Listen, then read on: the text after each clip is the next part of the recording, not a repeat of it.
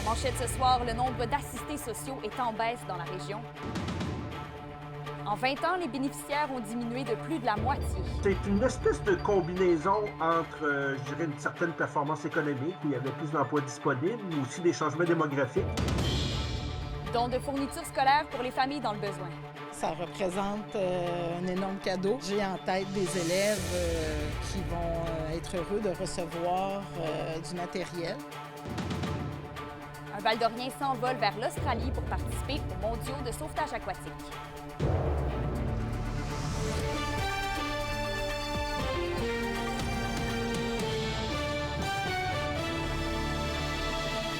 Bon début de soirée et merci de vous joindre à nous. Le nombre de ménages qui bénéficient des programmes d'assistance sociale dans la région a nettement diminué dans les 20 dernières années. Et Andréi, c'est quoi le portrait réel en Abitibi-Témiscamingue? Eh bien, Kémilia, en 1990, ils étaient plus de 8000 ménages à composer avec l'aide sociale du gouvernement, selon les récentes données fournies par le ministère de l'Emploi et de la Solidarité sociale. Et vous le voyez sur le tableau, 10 ans plus tard, c'est près de 6000 et en 2019, un peu plus de 4000. C'est donc près de la moitié moins de bénéficiaires en l'espace d'une vingtaine d'années. Précisons rapidement que les programmes d'assistance sociale s'adressent aux personnes qui ne travaillent pas ou qui sont dans l'incapacité physique ou intellectuelle de le faire. La prestation qui tourne en moyenne entre 800 et 1000 $ par mois selon la situation. Mais depuis 3 ans, on remarque tout de même une légère augmentation de 3 %. Comment explique-t-on en fait ces variations? Je vous invite à écouter le professeur au département de psychosociologie et de travail social à l'Université du Québec à Rimouski, Jean-Yves Desgagnés. La situation économique, le marché de l'emploi a fait en sorte que, dans le fond, on avait besoin de main-d'œuvre et les gens étaient disponibles et prêts à le faire. Alors, c'est sûr que donc, on parle de plus en plus qu'il y a peut-être, on assiste à un ralentissement, peut-être que la période peut-être où il y avait une pénurie de main-d'œuvre semble terminée. Alors, peut-être que ça peut commencer à avoir des incidences, effectivement, sur, par rapport au nombre de prestataires à l'aide sociale. Et au-delà des chiffres, le collectif pour un Québec sans pauvreté est d'avis que des efforts supplémentaires doivent être faits pour sortir ces gens de la pauvreté, principalement dans les choix qui sont faits par le gouvernement du Québec, notamment en instaurant une sécurité du revenu, donc augmenter le minimum d'argent qu'une personne sans emploi a le droit chaque mois. Et c'est le même son de cloche du côté de l'Association de défense des droits sociaux de la Vallée de l'Or qui prône pour que le gouvernement augmente les incitatifs à l'intégration à l'emploi des personnes sur l'aide sociale. De bons services publics, ça devient un rempart contre la pauvreté.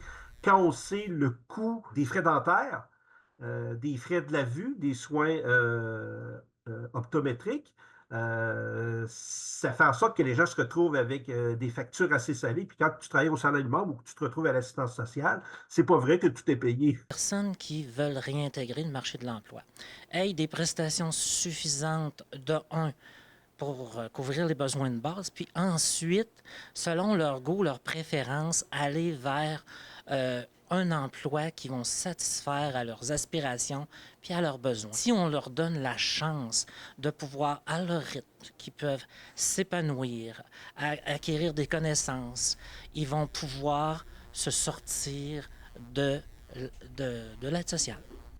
Et quant au gouvernement Legault, rappelons qu'il a déposé un nouveau plan de lutte à la pauvreté en juin dernier où il a confirmé introduire un supplément au revenu de travail pour les prestataires de l'aide sociale et de la solidarité sociale, ce qui n'avait pas été revu depuis 1989. On veut ainsi les encourager à contribuer au marché de l'emploi ou à poursuivre leurs études. Merci André. Au plaisir. La rentrée rime avec l'achat de nouveaux matériels scolaires, mais pour certains parents, oui, ça devient un défi de réussir à payer tous ces effets. Des initiatives existent pour aider les élèves défavorisés à être bien équipés pour la rentrée. Sophie Média-Villarivard nous en dit davantage. My God, des beaux ciseaux. Il y a du choix. Il y en a des petits et des... C'est... effectivement. Puis les calculatrices, les règles, les marqueurs. La Rouyn-Norandienne Angie Lauzon a offert un grand cadeau au personnel et aux élèves de l'école Notre-Dame-de-Grâce.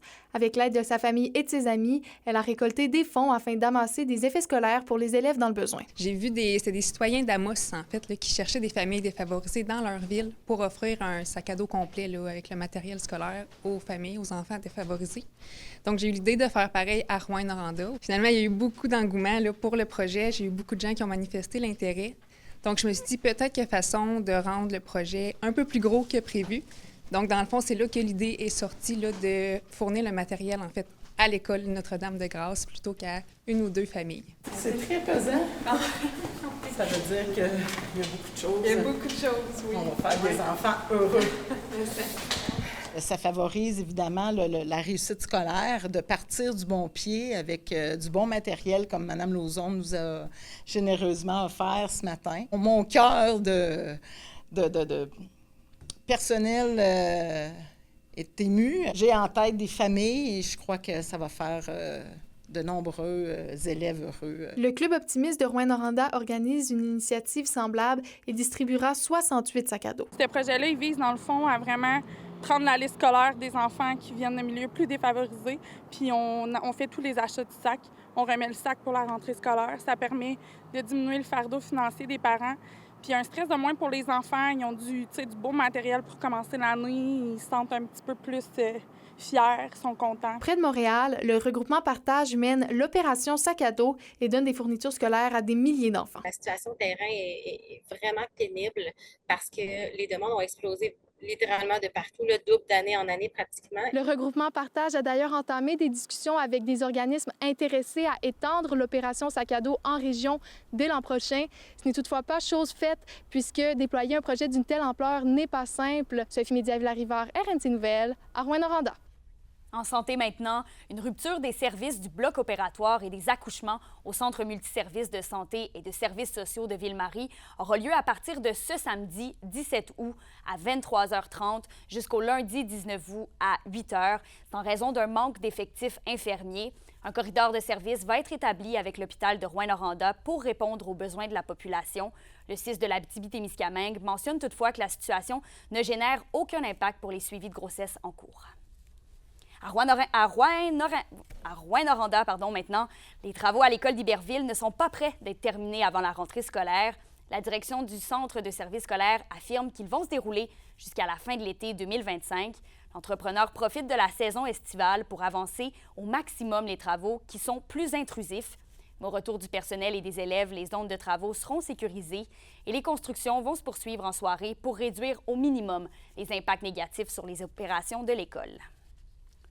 L'indice boursier minier au TVA Nouvelle 18h est une présentation de GFM Groupe Financier. Dirigeants d'entreprises et particuliers, fiez-vous aux experts de GFM pour vos placements, assurances de personnes et assurances collectives.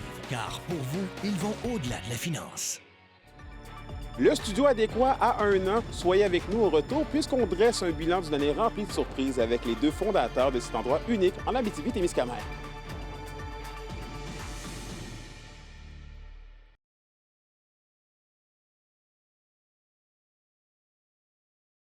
Les SADC de l'Abitibi-Témiscamingue et du nord du Québec vous présentent la bonne nouvelle économique TVA. Du 1er au 4 août se déroulait la 24e édition du festival En Août à Chibougamau. Plusieurs artistes régionaux et professionnels se sont succédés sur la scène de l'Auto-Québec, offrant des prestations appréciées des milliers de festivaliers. Du classique feu d'artifice en passant par une foule d'activités diversifiées, le festival aura su plaire à un large public. Les SADC, partenaires de l'économie de la région.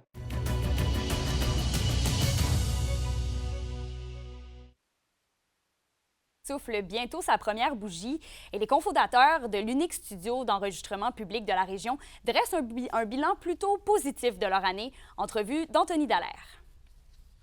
Après 1 an, c'est quoi votre bilan, là? Est-ce que ça marche, le studio adéquat, là? Oui, ça vraiment, en fait, on est super contents. Cette année, on a appris à connaître un peu plus le milieu culturel, même si on baignait déjà dedans, mais on voit qu'on ne le connaissait pas vraiment à 100%. Puis on s'amuse à dire qu'on a comblé une demande, mais on a aussi créé de la demande parce qu'on se rend compte qu'il y a beaucoup de gens en région qui ont comme fait « Hein, un studio d'enregistrement en région, ça existe? » Crime, ben, moi, j'en ai des choses enregistrées, j'ai toujours eu des chansons, mais c'est tout le temps resté dans le tiroir. Fait que là, ben, ça a permis à beaucoup de personnes de dire « Ben, je le fais le grand saut, puis je m'en vais enregistrer des chansons. » t'sais. Les gens se sont rendus compte qu'ils pouvaient créer en région, en fait, là, grâce à ce studio-là. Exact, puis pas juste en région, parce que juste hier, on a une fille de Desjolies qui est descendue, qui a fait 10 heures de route pour venir enregistrer avec nous. Fait que c'est vraiment cool. Mais en région, oui, il y a beaucoup de demandes, plus qu'on pensait. Fait que c'est vraiment, vraiment cool. Et justement, qu'est-ce que vous avez été en mesure de créer et avec qui au studio ici, là? Dans la première année, on a reçu beaucoup d'artistes au studio qui n'ont pas encore sorti ce qu'on a travaillé avec eux autres. On a reçu des rappeurs, je pense au rappeur Tito, je pense au rappeur Black Life qui est venu aussi. On a Syncope aussi. On a Audrey Fluet qui est une artiste super prometteuse qui vient de la région aussi. On touche vraiment à plein de styles. Il y a plein d'artistes qui nous font confiance, fait qu'on est vraiment contents. Puis de plus en plus, ben, il y a des chansons qui vont sortir là, dans la prochaine année. Fait que, disons, c'était l'année de test pour nous autres pour voir comment ça fonctionne. Mais là, il y a aussi l'année produit fini qui s'en vient. Là, ça va être le fun. Vos réponses à la question du jour TVA. Une présentation de la Clinique infirmière Nord-Ouest partout dans la région. Nous vous offrons des consultations rapides avec des infirmières et infirmières praticiennes spécialisées et un nouveau service de téléconsultation. Contactez-nous pour plus d'informations ou visitez notre site Web. Et à la question du jour, on vous demandait « Souhaiteriez-vous qu'il y ait plus d'initiatives pour développer des projets culturels dans la région? » Vous avez répondu oui à 50 %.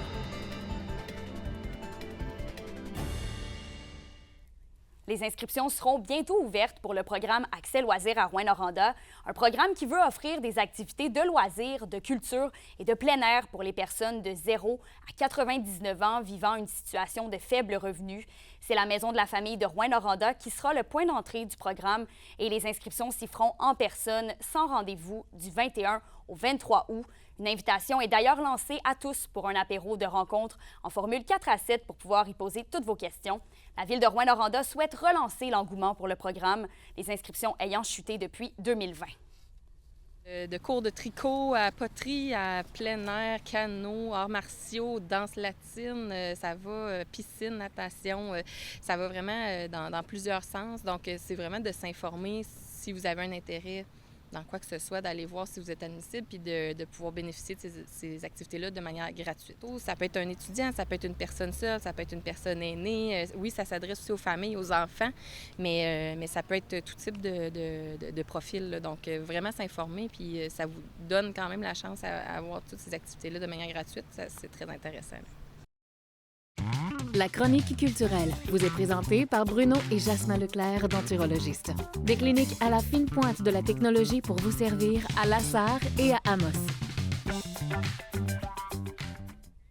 Justine, le Festival Western de Malartic a commencé hier et vous êtes justement sur place pour continuer les festivités ce soir. Effectivement, Kémélia, là, ce soir, c'est la grande parade qui est sur le point de commencer à 19h à l'Aréna de Malartic. Ensuite, le groupe Rafi va faire danser les festivaliers toute la soirée et c'est demain que commencent les fameux rodéos professionnels. C'est une fin de semaine complètement western qui nous attend à Malartic et pour mieux nous expliquer ce qui nous attend, eh bien, je suis présentement avec Caroline Chabot, la vice-présidente du festival. Caroline, là, c'est la 24e édition du festival western. Ça a commencé hier. Comment vous vous sentez par rapport à tout ça? On est fébrile et très heureux de comment ça augure pour le moment.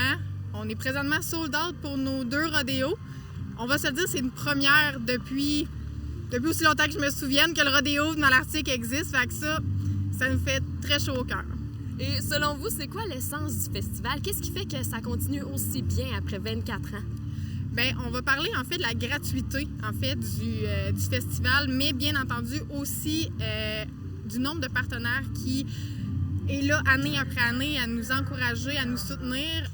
Puis Malartic, on est une petite communauté, puis honnêtement, le festival, ça fait lever la foule, puis ça l'amène du monde. Je pense que c'est ça. Et là, qu'est-ce qui nous attend en fin de semaine là, pour cette 24e édition?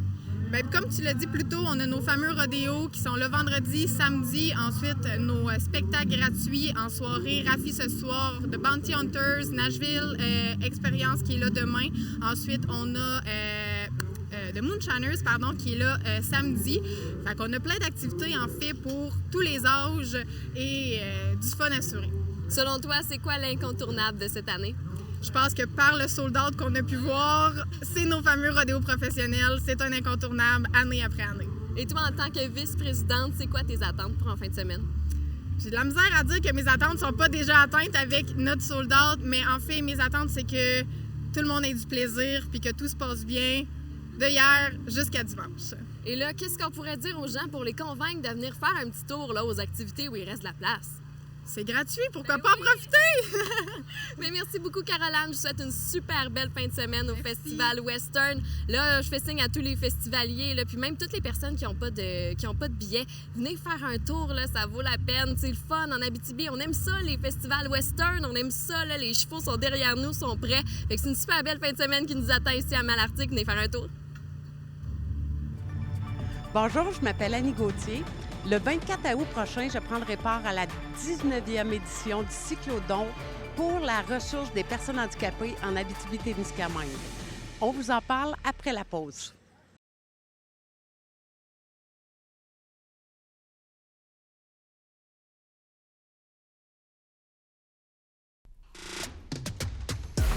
Les sports vous sont présentés par Thibaut GM, votre concessionnaire de confiance à Rouyn-Noranda, là où qualité et choix se rencontrent.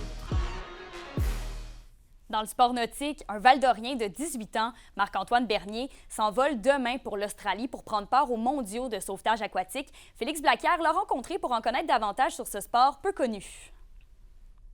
Un Val-d'Orien voit finalement ses efforts porter fruit. Marc-Antoine Bernier part vendredi pour l'Australie afin de participer aux championnats mondiaux de sauvetage nautique. Sauvetage sportif, moi je décrirais ça comme un sport qui combine la natation et le métier de sauveteur. Mettons, en sauvetage sportif, le but c'est d'aller le plus vite possible, mais c'est qu'il faut que les techniques soient bonnes aussi. Quand on utilise la bouée tube, il faut que notre clipage qu'on appelle quand on met la bouée autour du mannequin, il faut que ça soit excellent. En tout, c'est près de 1000 athlètes qui s'affronteront, provenant d'une 50aine de pays différents. Vu quand on va arriver là-bas, je vais avoir 1 semaine et demie de camp d'entraînement avec l'équipe Canada. Ensuite, 1 semaine de compétition avec l'équipe nationale, 1 semaine de compétition avec l'équipe de Vancouver. Le sportif val-d'orien a commencé cette discipline méconnue à 7 ans et il s'entraîne une 30aine d'heures par semaine depuis près de 9 mois. Puis au début, c'était juste 3 entraînements par semaine. Puis là, dans les derniers mois, j'ai commencé à nager pour de vrai jusqu'à 30 heures semaine. Ça a été compliqué, j'ai dû en sacrifier beaucoup, mais j'étais prêt à tout pour me rendre jusque-là. Ce serait un grand rêve pour le jeune adulte de compétitionner en sauvetage nautique aux Jeux olympiques de 2032 en Australie. Il n'est pas encore aux Olympiques, malheureusement, mais j'aimerais ça qu'il aille aux Jeux olympiques de 2032 pour retourner en Australie, dans ce beau pays. Ces palmes qui se vendent entre 700 et 1000 $ sont un accessoire essentiel de la discipline. Vu les palmes qu'on a, c'est souvent en fibre de verre, fibre de carbone, sont plus lourdes, ils poussent beaucoup plus d'eau et nous permettent d'aller beaucoup plus vite. On fait, mettons, du sous-l'eau en kick papillon, on fait un 50 mètres en environ 18 secondes. À son retour, Marc-Antoine Bernier va reprendre son entraînement afin d'être prêt pour une compétition du Commonwealth au Pays de Galles en juillet 2025. Félix Blaquière, RNC Nouvelles, Val-d'Or. Nos 2 équipes régionales de la LHJMQ étaient en action hier soir pour des matchs intra-équipe. Pour les Foreurs, c'est l'équipe Boutin qui l'a emporté par la marque de 2-1 contre l'équipe Dubé. Et pour ce qui en est des Huskies de Rouyn-Noranda, c'est l'équipe Harvey qui se sauve avec la victoire. Elle l'emporte 3-2 contre l'équipe Tourigny à l'Arena Jacques-Lapérière. On change de discipline sportive maintenant. C'est le 24 août prochain que va se tenir la 19e édition du Cyclodon, la ressource ici dans la région pour venir en aide aux personnes handicapées. Pour l'instant, une 30aine de personnes sont inscrites au programme. Alexis Dumont a rencontré l'une des participantes.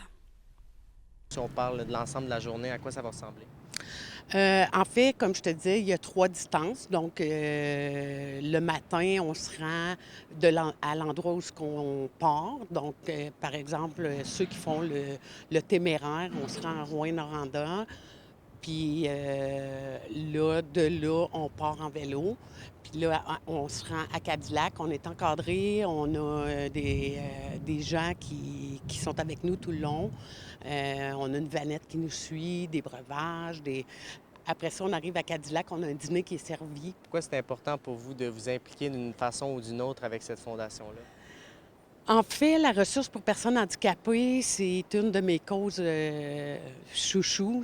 Oui, j'en ai beaucoup, mais celle-là, je l'aime particulièrement parce que, Rémi Mailloux, c'est un personnage extraordinaire. Il est inspirant. Puis, la ressource pour personnes handicapées, c'est un organisme qui est unique. On est au Québec, dans les régions, il y a juste 2 régions qui ont un organisme comme ça pour aider les personnes handicapées. Qu'est-ce que ça représente pour une région comme l'Abitibi de faire partie des 2 seuls qui ont ça? T'sais? Qu'est-ce que ça représente? Bien, il y a 2250 membres dans la ressource. Ça, c'est des personnes, mais ces personnes-là, ils ont une famille.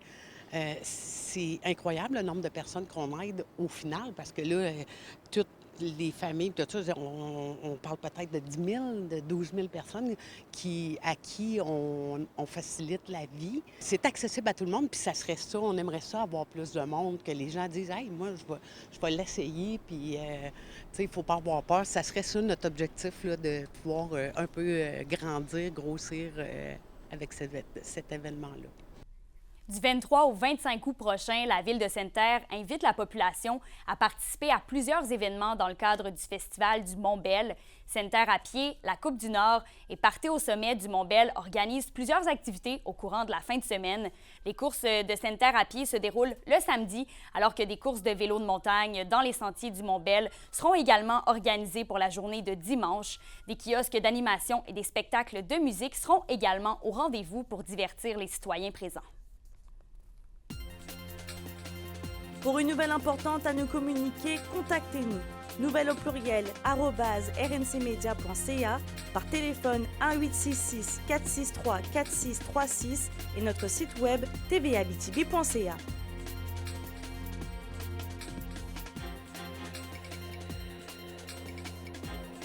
La météo, une présentation de Nicole Auto de la Sarre, la capitale du pick-up. Vous y trouverez toujours le meilleur choix, toujours le meilleur prix. À la météo, Justine, on continue dans la vague de beau temps. OK, oui, Emilia, et on va en profiter ici au Festival Western de Malartic ce soir et cette nuit. Partout en Abitibi et au Témiscamingue, on va avoir partiellement nuageux comme météo dans le ciel avec peut-être un petit peu de pluie et un minimum de 15. Demain en Abitibi, ça va être généralement ensoleillé avec un maximum de 30 et un humidex de 33. Pour le Témiscamingue, ça va aussi être une journée très chaude avec un maximum de 21 et un humidex qui va monter jusqu'à 32. Et un petit aperçu pour samedi, partout en région, ça va être nuageux avec un maximum de 29 pour l'Abitibi et de 26 pour le Témiscamingue. Profitez bien du soleil ce soir et demain parce qu'en fin de semaine, là, on va peut-être un peu moins le voir. On va en profiter. Merci, Justine. Je termine avec la Ville de Val-d'Or qui célèbre aujourd'hui même son 89e anniversaire. Elle propose 2 suggestions pour en apprendre davantage sur son histoire, soit l'exposition Chasse aux rumeurs présentée aux abords de la piste cyclable de la 7e rue et la Société d'histoire et de généalogie de Val-d'Or partage sur ses médias sociaux des textes et des photos historiques de la ville. Sur ce, je vous souhaite une belle soirée et on se retrouve au TVA Midi. À demain.